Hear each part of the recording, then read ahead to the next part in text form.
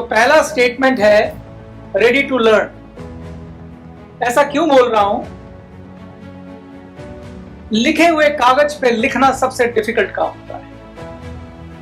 जब आप क्लेज में आते हैं, आप डिफरेंट तरह के फील्ड से आते हैं। किसी ने बड़ी अच्छी कंपनी में काम किया हुआ है, किसी ने बहुत बड़ी पढ़ाई कर रखी है, किसी ने कुछ किया हुआ है। आपके पास जीवन के अपने अनुभव हैं और धारण किए हुए सच, उसमें पहले से ही बहुत कुछ लिखा हुआ है। कोरे कागज पे लिखना बहुत आसान है। एक छोटा बच्चा, एक सरल आदमी को लीडर बनाना बहुत आसान काम है, लेकिन किसी पे जो लिखा हुआ उसे मिटा के दोबारा लिखना सबसे डिफिकल्ट काम।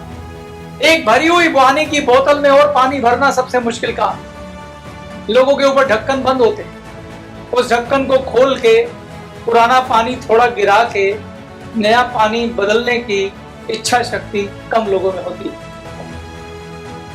तो सबसे पहला और सबसे इंपॉर्टेंट वो ये होता है कि आप खुले मन से सीखने के लिए तैयार, खुले मन से डिस्कशन करने के लिए तैयार, प्रश्न पूछें और उनका उत्तर इसलिए नहीं सुने कि आपने बहस करनी है अपने ज्ञान के साथ। उसको सुने और उसमें जो काम का लगे उसे रखें। कई लोग क्या करते हैं, अक्सर जब ज्ञान प्राप्त करने की बात आती है तो उनकी ईगो पे आ जाती है और उस ज्ञान चर्चा को बहस चर्चा में कन्वर्ट कर देते हैं। दो दोस्त थे, एक महफिल में बैठे थे। वहां पे एक दोस्त ने पानीपत की लड़ाई के बारे में एक बात शुरू करी। अभी बात शुरू ही की थी तो उसने बोला पानीपत की लड़ाई सन 1836 में। पानीपत की लड़ाई कितनी कब हुई थी? पानीपत की दूसरी लड़ाई 1850 में मान लो। हाँ,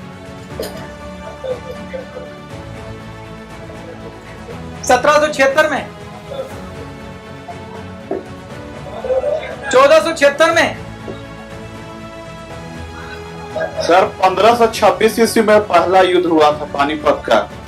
1526 को पहला पानीपत का युद्ध हुआ। पानीपत की पहली लड़ाई हुई 1526। आपको मालूम है ये सब मैं जानबूझ के कर रहा हूं जो हो रहा है।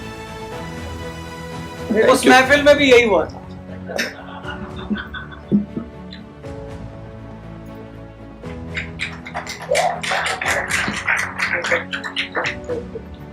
उस लड़के ने जब पानीपत की लड़ाई की बात शुरू करी तो उसने सन गलत बता दिया।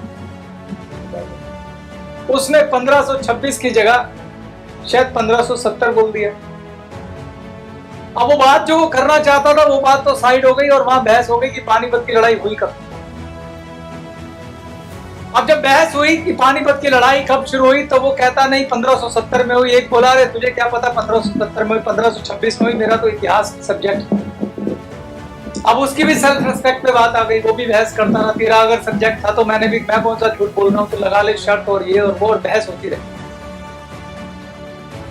अब उस बहस का नतीजा क्या निकला? उस बहस का नतीजा निकला कि कोई एक व्यक्ति का दिल टूट गया, एक व्यक्ति वहां हार गया। पानीपत की लड़ाई तो जब हुई थी तब हुई थी, कौन हारा था कौन जीता था, पर उस बहस में दो दोस्त की दोस्ती हार गई।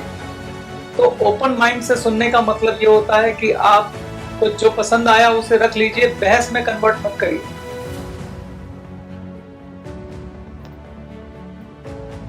ओपन माइंड से दूसरे के विचार को सुनिए। कई बार कोई संदेश वाहक आपके लिए क्या संदेश लाया आपको नहीं मालूम। तो पहला गुण एक लीडर का यह होता है कि वो दूसरे को सुनता है और सीखने के लिए हमेशा तैयार रहता है।